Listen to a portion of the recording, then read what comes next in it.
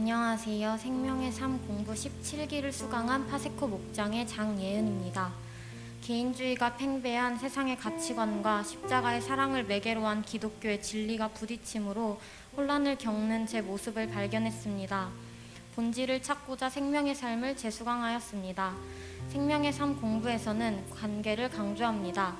제 문제를 해결함으로 하나님과의 관계를 회복하고 그 사랑을 토대로 이웃과 관계 맺는 것입니다.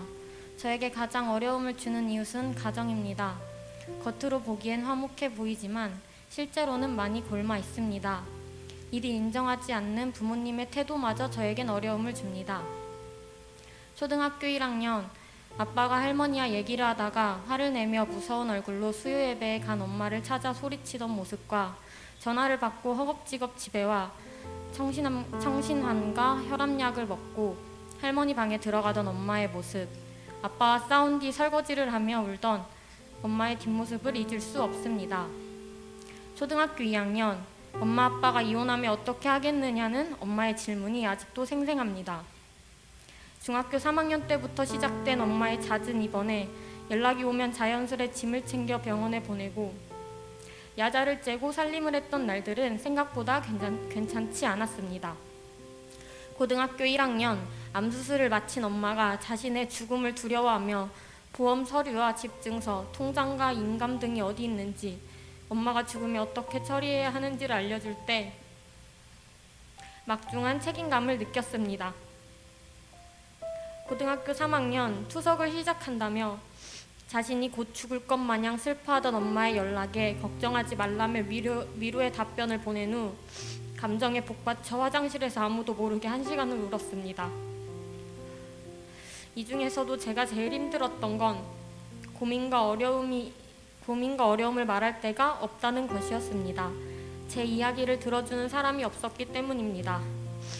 아빠는 바빴고 엄마는 자신의 아픔을 감당하기에도 벅차했습니다. K장녀라는 단어가 있습니다. 대한민국 장녀들에게만 나타나는 특징이 있기 때문입니다.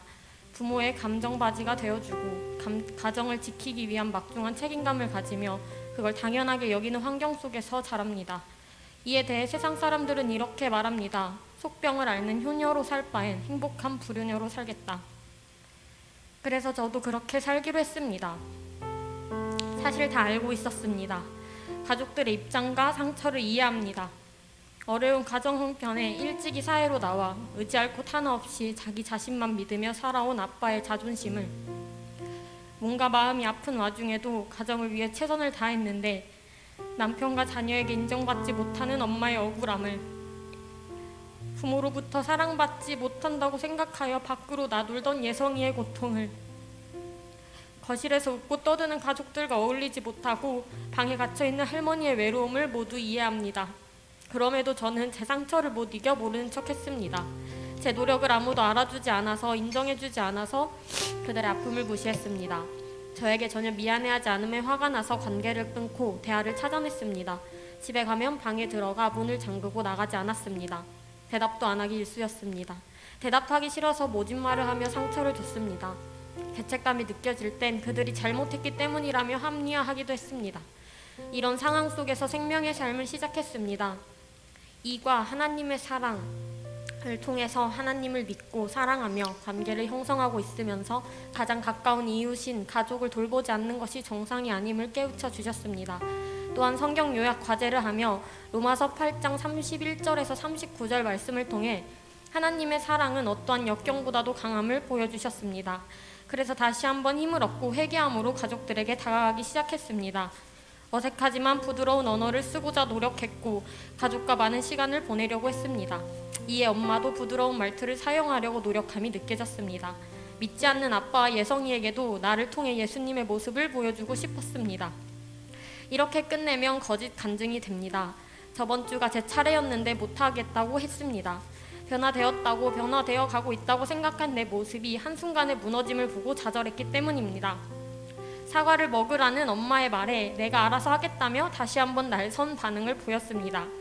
그렇게 엄마와 싸운 후 겨우 회복된 관계를 말 한마디로 무너뜨림을 자책했고 달라진 게 없는 내 모습에 나는 왜 이러냐며 하나님을 원망했습니다. 나는 왜 이리도 안 죽는지, 언제 인간된 마음을 버리고 하나님의 마음을 가질 수 있는 건지, 언제쯤 나의 상처를 다 치유받고 긍휼한 마음으로만 그들을 바라볼 수 있을지 속상했습니다. 이 자리를 빌어 엄마에게 할 말이 있습니다. 엄마, 미안해. 내가 먼저 사갈게. 지쳐서 포기했던 거, 다 알면서 모른 척했던 거 미안해. 용서를 구해. 그리고 용기 없어서 이런 자리에 힘을 빌려서 말하는 것도 미안해.